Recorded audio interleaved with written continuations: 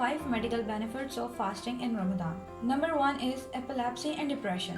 Romans ने सबसे पहले रियलाइज़ किया था कि पागल आदमी में मौजूद टेमन को क्योर करने का बेहतरीन तरीका ये है कि इसको कमरे में बंद कर दिया जाए और 3 दिन तक उसको कुछ खाने को ना दिया जाए। देखा जाए तो वो लोग एपिलेप्सी को फास्टिंग के थ्रू ट्रीट कर रहे थे। एक रिसर्च पेपर में बताया गया कि कीटोजेनिक डाइट हेल्प करती है in preventing onset seizure with intermittent fasting. Intermittent fasting का एंटी डिप्रेशन इफेक्ट होता है through altering hormonal levels. Second one is cancer prevention. जब बॉडी फास्टिंग स्टेट में होती है तो इंसुलिन लेवल गिर जाता है। चूहों के ऊपर एक्सपेरिमेंट किया गया जिसने ये शो किया कि intermittent fasting kick off DNA repair mechanism faster after fasting, और वो स्टेम सेल्स जो कीमोथेरेपी से मर जाते हैं वो सर्वाइव करते हैं। पोटेंट वो इफेक्ट है जो फास्टिंग की वजह से डीएनए रिपेयर पर होता है।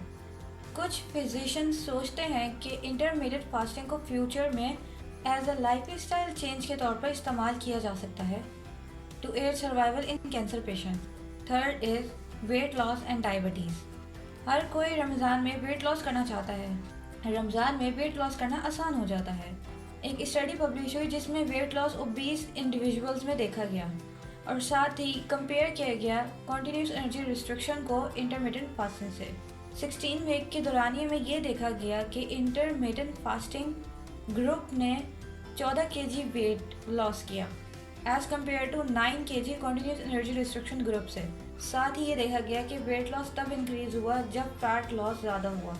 लैंडमार्क स्टडी इन लेंसेट में ये बताया गया कि फास्टिंग के पास वो पावर होती है जो क्योर करती है डायबिटीज़ को। 149 इंडिविजुअल्स दिए गए of their diabetic and blood pressure medication और उन्हें ट्रीट किया गया 852 कैलोरीज पर डे दी गई 3 to 5 मंथ्स के लिए। जो बाकी 289 पार्टिसिपेंट्स थे उनको नॉर्मल कन्वेंशनल ट्रीटमेंट दिया गया। रिजल्ट जाहिर था। फास्टिंग ग्रुप में से 46% पार्टिसिपेंट के 1 साल के बाद डायबिटीज़ क्योर हो गया और 86% फास्टिंग ग्रुप में से 15 kg वेट लॉस किया, और कन्वेंशनल ट्रीटमेंट जिनको दिया गया था उसमें से 4% लोगों की डायबिटीज़ ख़त्म हुई। ये स्टडी इतनी पावरफुल थी कि नेशनल हेल्थ सर्विस यूके में ऑफर कर रही है फास्टिंग को as a treatment of type 2 diabetes. 4 is brain development. Fasting state में बॉडी स्विच होती है from using glucose as a source of energy to using fat.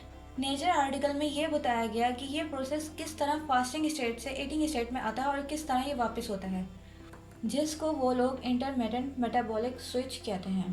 Fasting की है in benefits of brain.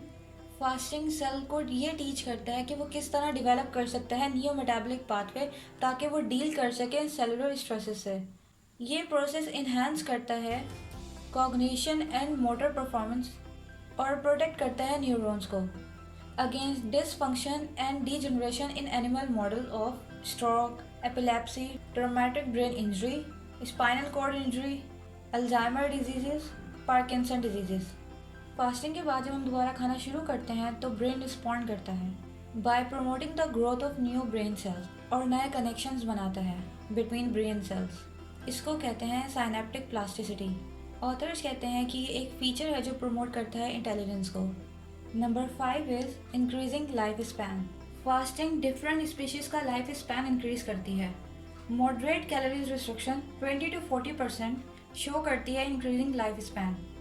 Quran में 1400 साल पहले सिंपल शॉर्ट स्टेटमेंट में सब कुछ समराइज हो चुका है। Fasting is good for you if you only knew. Thanks for watching. Don't forget to subscribe and hit that bell for notification when I drop a new video. Thank you very much.